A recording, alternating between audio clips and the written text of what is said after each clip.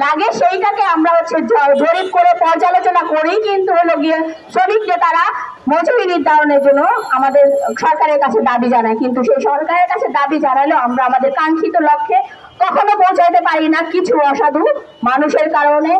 আমাদের যে মজুরি বোর্ড নির্ধারণ করা হয়, মজুরি বোর্ডে যে সদস্য নিয়োগ করা হয়, সেই সদস্যদের মধ্যেই সরিষার মধ্যে ভূত থাকে। সেই সরিষার মধ্যে ভূত তাড়ানোর জন্য আমাদেরকে যা করতে হবে সেটা হচ্ছে আমাদের যারা হলো আমাদের সংগঠিত যারা হলো গিয়ে শ্রমিকরা যাকে চায় বা যে হলো গিয়ে শ্রমিক বান্ধব যে শ্রমিক নেতা তাকেই হচ্ছে মজুরি বোর্ডের মধ্যে নিতে হবে। আমরা দেখতেছি যে সাম্প্রতিক সময়ে নাসা গ্রুপ থেকে শুরু করে কোলটেক্স, তারপর অন্যান্য ফ্যাক্টরি, আমাদের 13-র 1 ধারা নামে হচ্ছে যে আমাদের শ্রমিক ফ্যাক্টরি বন্ধ করার যে হলো গিয়ে আপনার হচ্ছে কি পায়তারা হচ্ছে, এবং তার পাশাপাশি প্রণোদনার একটা বিষয় রয়েছে যে সরকার প্রণোদনা দিবে তারপরে ফ্যাক্টরি চালাবো। এই যে অসাধু ব্যবসায়ীরা যেটা হচ্ছে গার্মেন্টস মালিকেরা একদিকে সরকারের কর্তৃক প্রণোদনা নিচ্ছে, অন্যদিকে শ্রমিকদেরকে তারা হলো গিয়ে চাকরিচ্যুতি করতেছে। আজকে বাংলাদেশে গার্মেন্টস শ্রমিকরা যারা হলো গিয়ে আমাদের নারী শ্রমিক, যারা আজকে সোনালী কন্যা হিসেবে আমরা পরিচিত আমাদের গার্মেন্টস কন্যারা, কিন্তু সেই শ্রমিকেরা আমাদের হচ্ছে রাস্তায় রাস্তায় তাদের ন্যায্য মজুরির জন্য আন্দোলন করতেছে, রাস্তায় শুয়ে পড়তেছে, খেয়ে না খেয়ে অনশন করতেছে, অথচ মাসের পর মাস ঘুরতেছে, অথচ সরকারের তাতে কোনো রকমের টনক নড়তেছে না। তো আমরা বলবো যে মজুরি বৃদ্ধি 30,000 টাকা আজকে সময়ের দাবি। আমরা সেই 30,000 টাকা মজুরি বৃদ্ধি যতক্ষণ না পর্যন্ত আমাদের হইতেছে ততক্ষণ পর্যন্ত আমরা এই মাঠ ছাড়বো না ইনশাল্লাহ।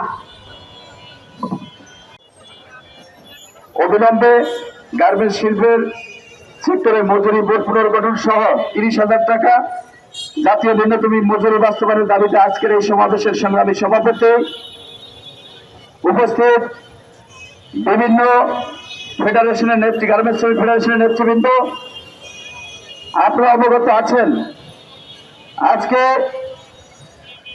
যেই শ্রমিকদের শ্রমে ঘামে এদেশের সরকারের বড় ধরনের একটা অর্থ আসে, অথচ সেই শ্রমিকদের বাজেটে তেমন কোনো সুবিধা শ্রমিকদের জন্য রাখা হচ্ছে না। সংগ্রামী বন্ধুরা, তাই আমরা বলতে চাই যে বাজেটে শ্রমিকদের জন্য যে বরাদ্দ করা হয়েছে এই বরাদ্দটিকে পুনর্বিবেচনার দাবি জানাচ্ছি। এবং আটক কার্ডের ঘোষণা করেছেন, এই ফ্যামিলি কার্ড আমরা যতই বলি শুধুমাত্র সরকারের সাথে যারা আছেন তারাই এর সুবিধা ভোগ করবেন, এর বাহিরে কেউ পাবে বলে আমি মনে করি না। তাই আমরা বলতে চাই এই ফ্যামিলি কার্ড বাদ দিয়ে এই বরাদ্দ আপনারা শ্রমিক সেক্টরে করেন, তাহলে এর সুবিধা সারা বাংলাদেশের মানুষ পাবে।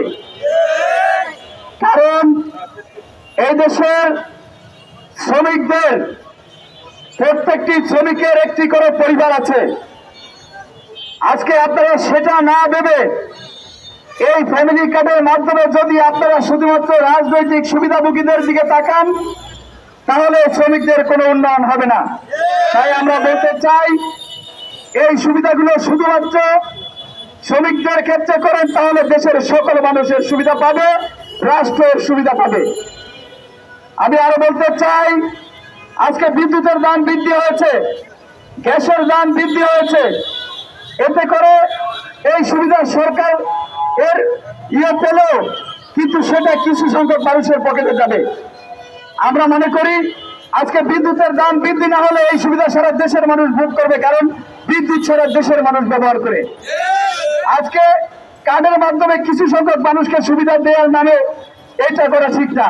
তাই আমরা বলতে চাই এই আসন্ন বাজেটে শ্রমিকদের জন্য যেই বরাদ্দ করা হয়েছে সেদিকে পুনর্বিবেচনা করা হবে, না হলে এই শ্রমিক সেক্টর আরো বড় ধরনের আন্দোলনে যাবে।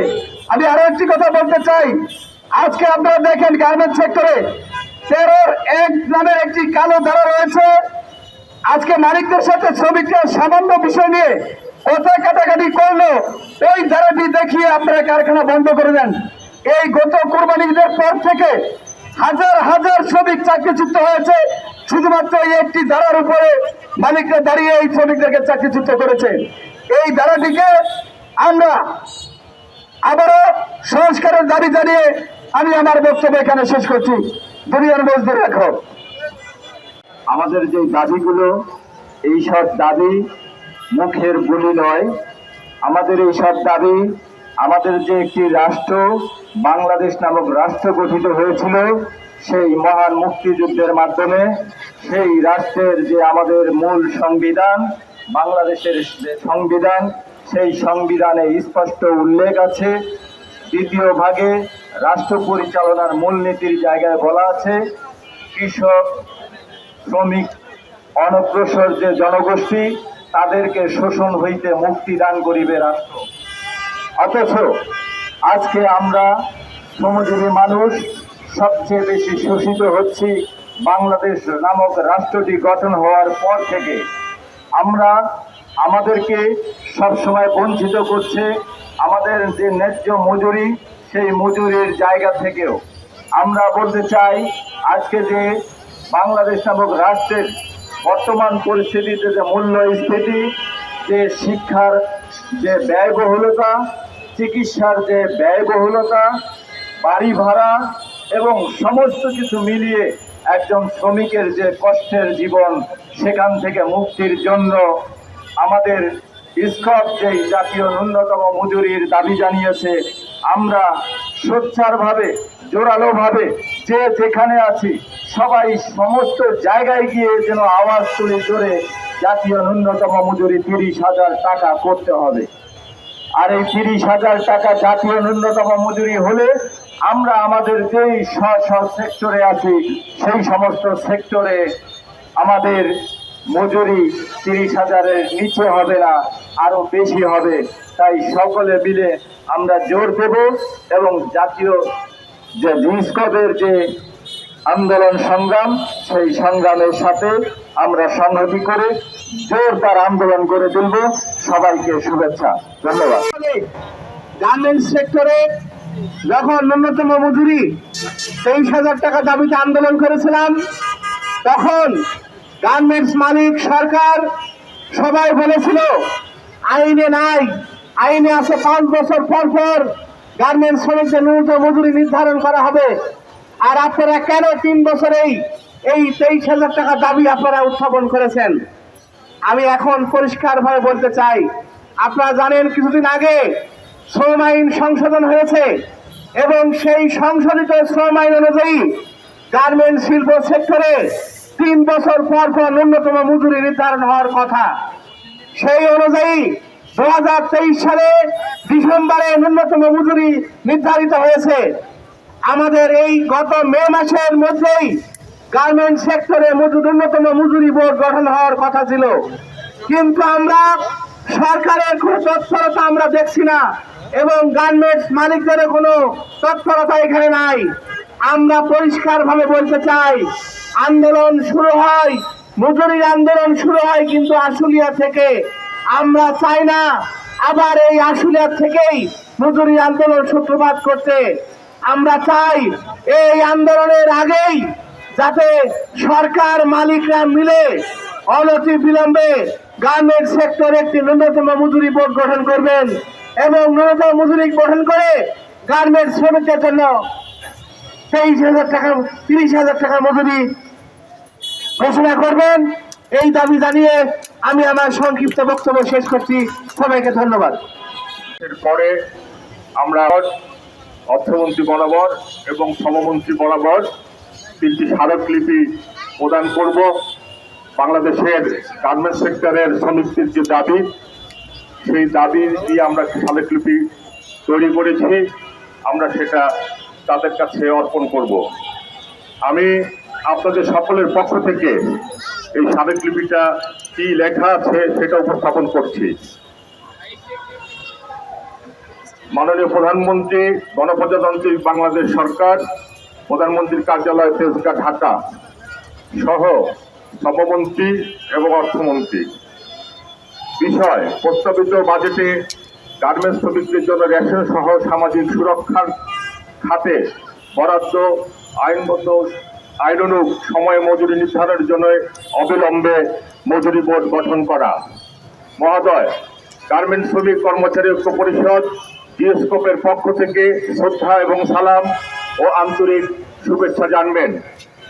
পোশাক শিল্প বাংলাদেশের রপ্তানি আয়, জাতীয় অর্থনীতির উন্নয়ন, কর্মসংস্থান এবং নারী জাগরণের ক্ষেত্রে গুরুত্বপূর্ণ অবদান রেখে যাচ্ছে, যার মূল ভিত্তি হল শ্রমিকের সস্তা শ্রম। শ্রমিকের শ্রমে ঘামে এদেশের গার্মেন্টস মালিকরা প্রচুর সম্পদের মালিক।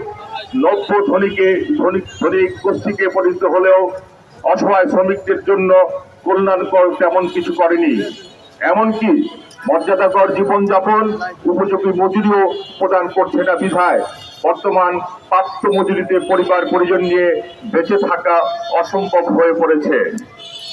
এমন অবস্থায় শ্রমিক শিল্প ও জাতীয় অর্থনৈতিক উন্নয়নের অগ্রসর করতে শ্রমিকদের জন্য রেশনিং ব্যবস্থা চালু সহ সামাজিক সুরক্ষা নিশ্চিত এবং বিদ্যমান শ্রম আইন অনুসারে প্রতি 3 বছর অন্তর মজুরি নির্ধারণ করা অতি জরুরি এবং কর্তব্য।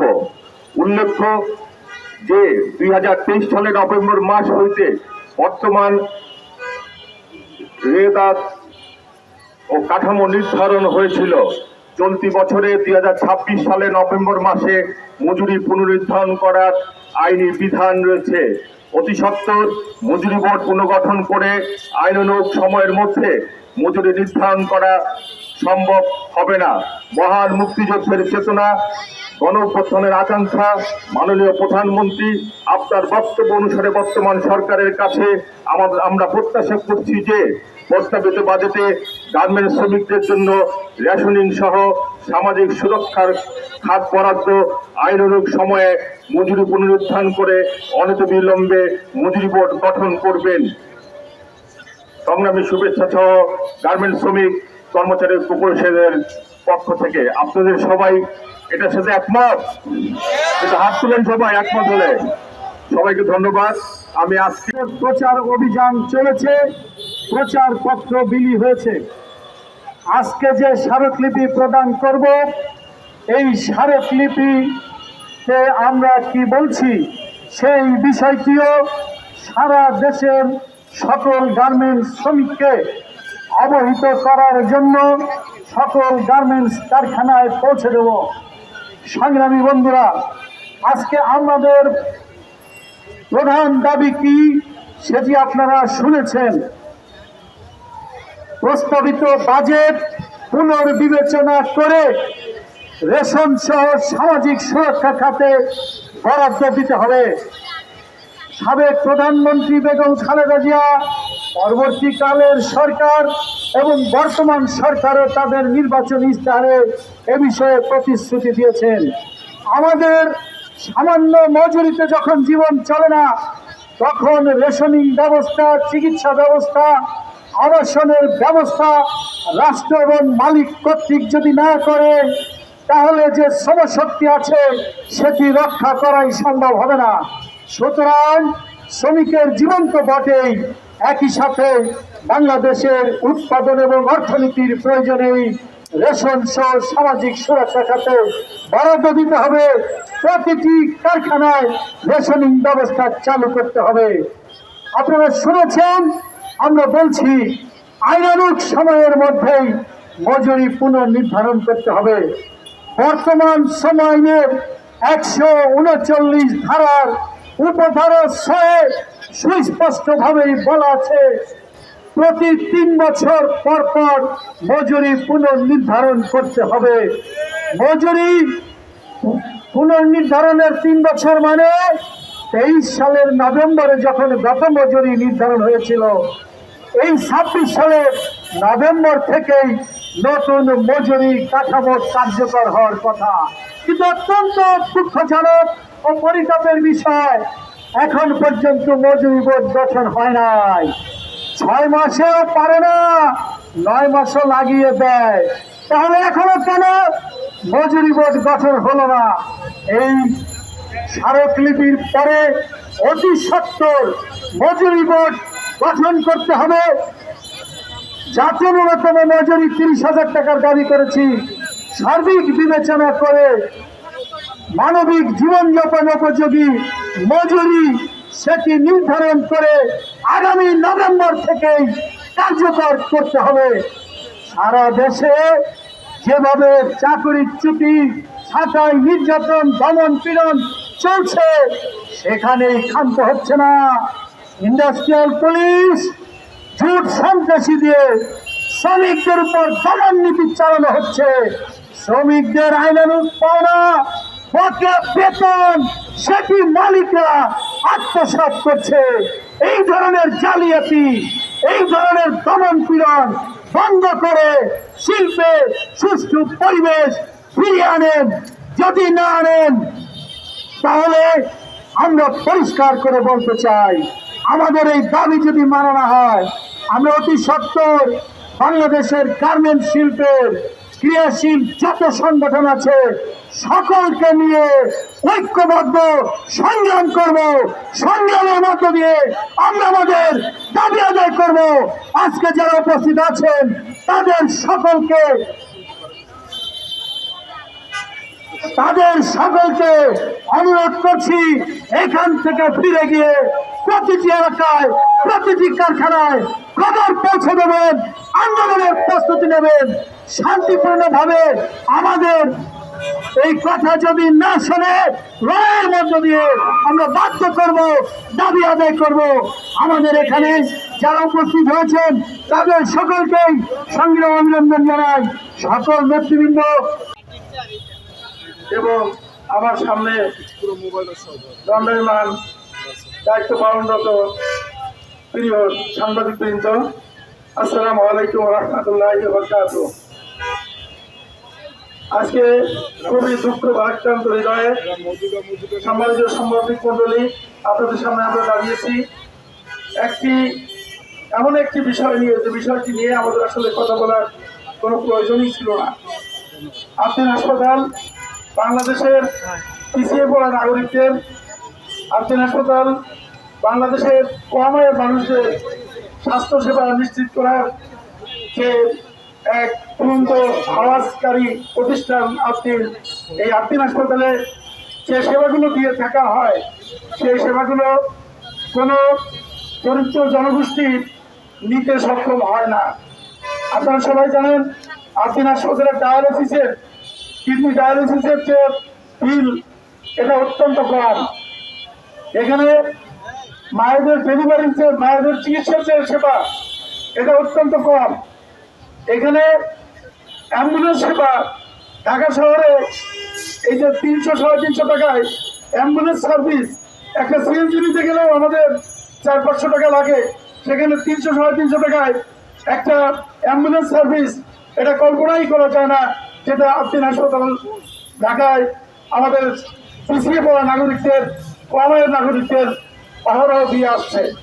সম্মানিত উপস্থিতি এবং প্রিয় সাংবাদিক বন্ধুগণ, এই হাসপাতাল যখন নাগরিকদের পক্ষে সারা দেশব্যাপী নিরলসভাবে চেষ্টা করে যাচ্ছে, তখন সেই হাসপাতালের যে মূল হাসপাতালটিতে ছোট্ট একটি অ্যাক্সিডেন্ট ঘটে যায়, যা ছিল অত্যন্ত অনাকাঙ্ক্ষিত। আমার পূর্ববর্তী বক্তায় স্বামীন ভাই বলে গেছেন যে এই শিশুর মৃত্যুর পিছনে কোনো হত্যাকাণ্ড বা কোনো সুদূর প্রসারী কোনো ষড়যন্ত্র আছে কিনা, এটা এখন তদন্ত করা সহায়ক দাবি রাখে। কারণ শিশুর হত্যাকাণ্ড, শিশুর মৃত্যু, অনাকাঙ্ক্ষিত মৃত্যু ঘটতে পারলো না তার কয়েকদিনের মাথায়, একেবারেই সিগন্যাল ছাড়া, কোনো ধরনের ছাড়াই, ঘোষণা ছাড়াই বলা যায় তাদের লাইসেন্সকে বাতিল করে দেওয়া হলো।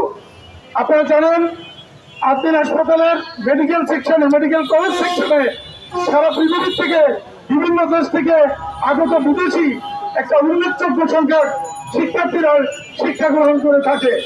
যেখানে আমাদের দেশের শিক্ষার্থীরা অহরই শিক্ষা গ্রহণ করার জন্য দেশের বাইরে পরিচয় হচ্ছে, সেখানে বিদেশ থেকে অনেক শিক্ষার্থী এই হাসপাতালে শিক্ষা গ্রহণ করছে। এমনই একটা প্রেক্ষাপটে স্বাস্থ্যমন্ত্রী মহোদয় কি কারণে এই হাসপাতালের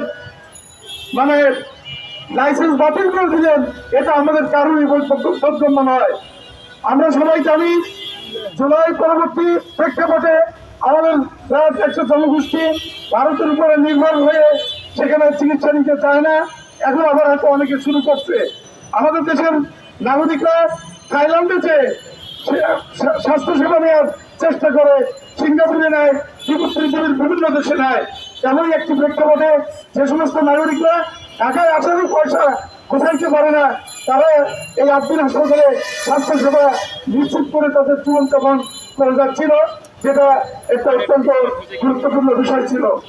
কিন্তু আমরা অত্যন্ত পরিতাপের সাথে লক্ষ্য করলাম যে এই হাসপাতালের লাইসেন্স বাতিল করার পরেও মন্ত্রী মহোদয় যেভাবে কথা বলছেন, সেটা মনে হয় ইংরেজরা সেরকম আমাদের উপরে তাদের বিভিন্ন অর্ডার, তাদের বিভিন্ন ধরনের আদেশ আমাদের উপরে চাপিয়ে দিত, সেরকমই একটি চাপিয়ে দিচ্ছেন এবং এটার কোন নড়চড় হবে না। একটু আগে আমার বোন ডাক্তাররা বলে গেলেন। কিন্তু মানুষের জীবনে, মানুষের প্রয়োজনে যে কোনো কিছুর পরিবর্তন করা যেতে পারে। দেশটা মানুষের প্রয়োজনেই আমরা এগুলো করতে পারি। প্রিয় উপস্থিতি, আপনারা সবাই জানেন এই দেশে এই হাসপাতালে প্রায় 5,000 কর্মকর্তা কর্মচারীরা কাজ করে। এই কর্মকর্তা কর্মচারীদের 5,000 কর্মচারীদের আন্ডারে প্রায় 25,000 লোকের রুটির ব্যবস্থা এই হাসপাতাল থেকে হয়ে থাকে। তাদের চাকরির ব্যাপারেও এই দেশ, এই সরকার কোনো দায়িত্ব গ্রহণ করেনি। আমি এই প্রেক্ষাপটে আমি সাংবাদিক ভাইদের মাধ্যমে এই হাসপাতালের লাইসেন্স বাতিলের যে আদেশ, এটা প্রত্যাহার করে নেবেন, অন্যথায় আমরা বৃহত্তর কর্মসূচি ঘোষণা করবো ইনশাল্লাহ।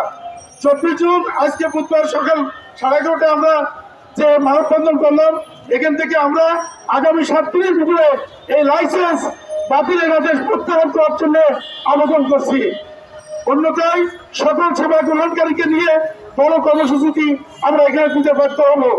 এরপরে যদি আমাদের দাবি না মানা হয়, আমরা স্বাস্থ্য অধিদপ্তর ঘেরাও কর্মসূচি দিতে ব্যর্থ থাকবো। আমরা এই দাবিগুলো এখানে পেশ করেই আজকের দাবি মাননীয় প্রধানমন্ত্রী জনাব তারেক রহমানের নাগরিক সেবা দিতে আমাদের সবাইকে সহযোগিতা